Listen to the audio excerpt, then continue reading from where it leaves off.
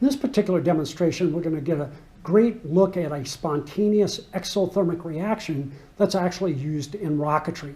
It's a very simple reaction. We're going to do the reaction between hydrogen gas and oxygen gas in a stoichiometric mixture, as indicated by the reaction, to form water in the gas phase.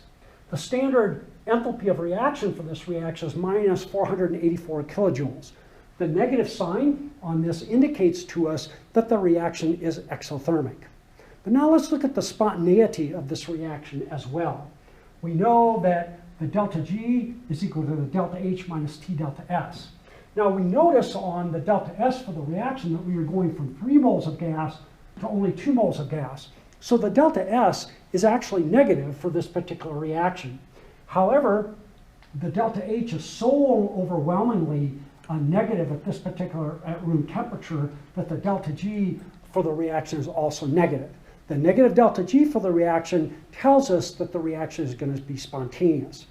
Now you might be thinking, well, if there's oxygen and hydrogen in this Coke bottle, why aren't they reacting to form water?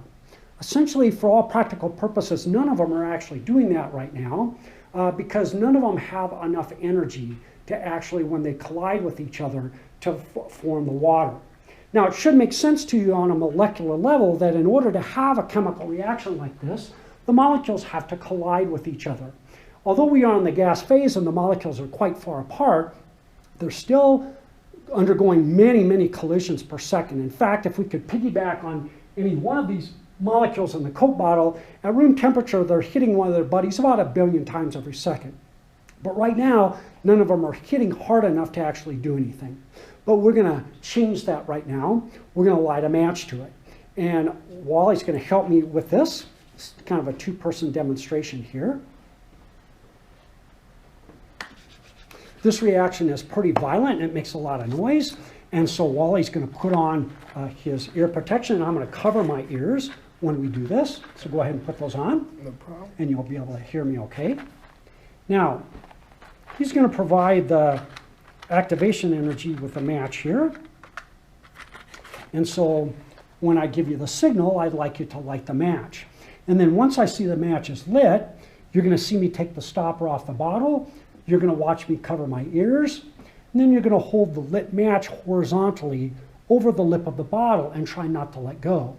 Again, this is going to make a very loud noise. It's going to make an explosion, so I'm going to be covering my ears. And if you ever do this experiment yourself live like this, you definitely want to have ear protection on. So again, when I tell you to light the match, you will light it. I'll remove the stopper. You'll watch me cover my ears and just hold it over the lip until something happens. Okay, and we're going to dim the lights here, so it'll be a little bit easier. We'll let our eyes adjust. Go ahead and light the match. I'm going to remove the stopper, wait till I cover my ears. Go ahead. Very nicely done. You can set the match on the bench. I'm going to turn the lights back on and you can have a seat, Wally.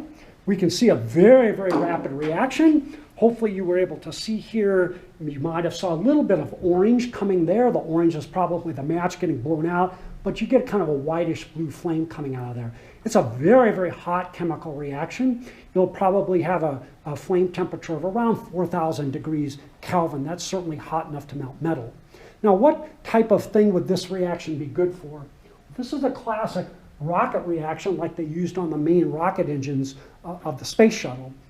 And when the space shuttle was operational, they used liquefied hydrogen and liquefied oxygen in order to minimize the size of the tanks. Even then, the tanks were very, very large. The large external orange tank on the shuttle was the container for the liquid hydrogen and oxygen. So it was bigger than the shuttle itself. It takes a tremendous amount of rocket propellant to launch something as big as the shuttle into orbit.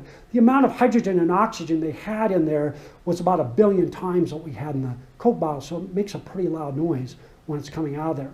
If we link this to the concept of the equilibrium constant, the K sub P, that is the equilibrium constant in terms of the partial pressure of the gases, has an equilibrium constant of about 10 to the 80th power. Of course, what that tells you is that at equilibrium, which the reaction got to very, very quickly, the products are grossly favored.